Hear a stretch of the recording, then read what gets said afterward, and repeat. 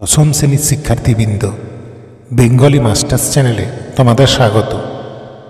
তোমাদের পাঠ্য ভূগোল বইয়ের প্রথম অধ্যায় হল বহির্জাত প্রক্রিয়া। এই অধ্যায়টি থেকে তোমাদের ভূগোল প্রশ্নপত্রে একটি 2 নম্বরের প্রশ্ন ও একটি 3 নম্বরের প্রশ্নের উত্তর দিতে হয়। তোমরা যারা 2026 সালে মাধ্যমিক পরীক্ষা দিতে যাচ্ছ তাদের জন্য এই অধ্যায়টি থেকে 2 নম্বর ও 3 নম্বরের কোন কোন প্রশ্নগুলি গুরুত্বপূর্ণ তাই এই ভিডিওতে আমি তোমাদের সামনে একে একে তুলে ধরব। তাই তোমাদের বলবো, ভিডিওটি স্কিপ না করে সম্পূর্ণ ভিডিওটি দেখো। দেখলে তোমরা তোমাদের টেস্ট পরীক্ষা ও ফাইনাল পরীক্ষা দুটিতেই সমানভাবে উপকৃত হবে।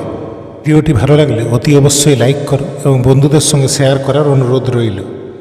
আর যে সমস্ত শিক্ষার্থীবৃন্দ আজ প্রথমবার আমার চ্যানেলে এসেছো তাদের বলবো, তোমরা যদি এ ধরনের গুরুত্বপূর্ণ ভিডিও পেতে চাও তাহলে অতি অবশ্যই চ্যানেলটি সাবস্ক্রাইব করে আমার পাশে থেকো।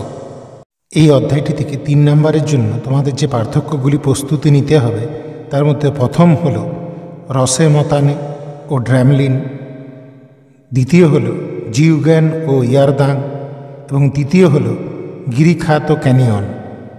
3 নম্বরের জন্য দ্বিতীয় গুরুত্বপূর্ণ প্রশ্ন হল জলপ্রপাতের পশ্চাৎসরণ হয় কেন। 3 নম্বর প্রশ্ন হল নদীর ক্ষয় প্রক্রিয়াগুলি আলোচনা করো। 4 নম্বর প্রশ্ন নদীর মোহনায় প্রদীপ গড়ে ওঠার অনুকূল পরিবেশগুলি লেখো। 5 নম্বর গুরুত্বপূর্ণ প্রশ্ন হিমরেখার উচ্চতা সর্বত্র এবং সব ঋতুতে সমান হয় না কেন।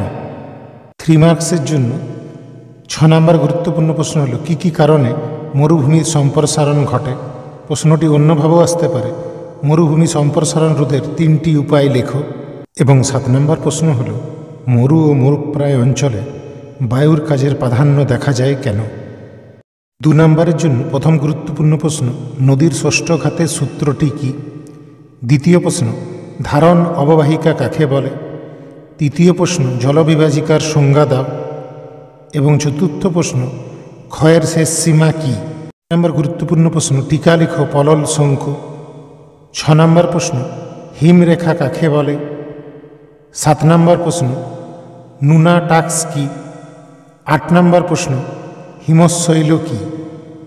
9 নম্বর গুরুত্বপূর্ণ প্রশ্ন হল ইনসেল বার্জ কীভাবে সৃষ্টি হয়।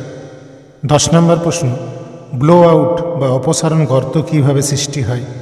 11 নম্বর প্রশ্ন লোয়েস কী এবং 12 নম্বর প্রশ্ন মরুকরণ কী। বিন্দু ভিডিওটি শেষ পর্যন্ত দেখার জন্য অসংখ্য ধন্যবাদ। ভালো থেকো এবং মন দিয়ে টেস্ট ও ফাইনালের জন্য প্রস্তুতি নাও।